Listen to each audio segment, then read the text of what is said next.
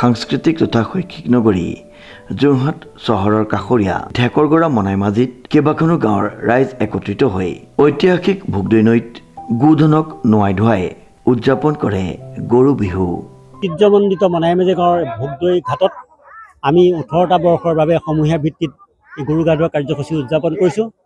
আপোনালোকে জানে ইতিমধ্যে ৰাজ্যৰ সকলো প্ৰান্ততে সকলো অসমীয়াই গৰু বিহু উদযাপন কৰিছে, কিন্তু আমি শংকৰদেৱ কলা কৃষ্টি গৱেষণা কেন্দ্ৰই ঐতিহ্যমণ্ডিত মনাইমাজি গাঁৱৰ কেইখন গাঁৱৰ ৰাইজে সমূহীয়াভাৱে ইয়াত গৰু বিহু উদযাপন কৰি আহিছোঁ। যিহেতু আজিৰ তাৰিখত সাম্প্ৰতিক প্ৰেক্ষাপটত গৰু গাইৰ সংখ্যা কমি আহিছে, গৰু গাইৰ সংখ্যা কমি অহাৰ কাৰণে গৰু গা ধোৱাৰ ক্ষেত্ৰতো কিছুমান ক্ষেত্ৰত সীমাবদ্ধতা অৱলম্বন কৰিবলগীয়া হৈছে। তৎসত্ত্বেও আমি আমাৰ ঐতিহ্য আৰু পৰম্পৰা জীয়াই ৰাখিবৰ কাৰণে আমি চেষ্টা কৰিছোঁ গৰু বিহু উদযাপনৰ জৰিয়তে। যিহেতু আমি এটা কথা লক্ষ্য কৰিছোঁ, আজি এখন হৰ্ণবিল ফেষ্টিভেল নাগালেণ্ডৰ অন্যতম বিশ্বৰ শ্ৰেষ্ঠ ফেষ্টিভেল, তাত কিন্তু আজি এটা হৰ্ণবিল নাই। কিন্তু আমাৰ ইয়াত গৰুৰ সংখ্যা কমি থাকিলেও আমি যাতে এই গৰু বিহুটো আমাৰ ঐতিহ্য আৰু পৰম্পৰা কৃষ্টি সংস্কৃতি জীয়াই ৰাখিব পাৰোঁ, এই প্ৰচেষ্টা আমি ৰাখিছোঁ। আৰু ইয়াৰ সমান্তৰালভাৱে আমি অঞ্চলবাসী ৰাইজে ইয়াৰ বিহুৰ গৰু বিহুৱেই নহয়, আমাৰ গাঁৱৰ যিটো বিহু আমি সেই বিহু আমি উদযাপন কৰিছোঁ।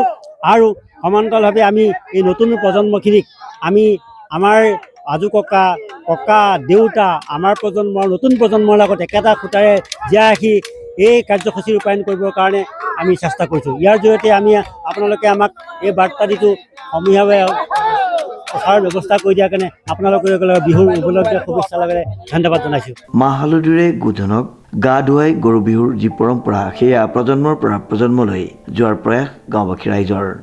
আমি আপোনালোকৰ যোগেদি আপোনালোকৰ লগতে আমি সমূহ অসমীয়া জাতিৰ বাপতিসাহোন ৰঙালী বিহু ওলগ জনাইছোঁ।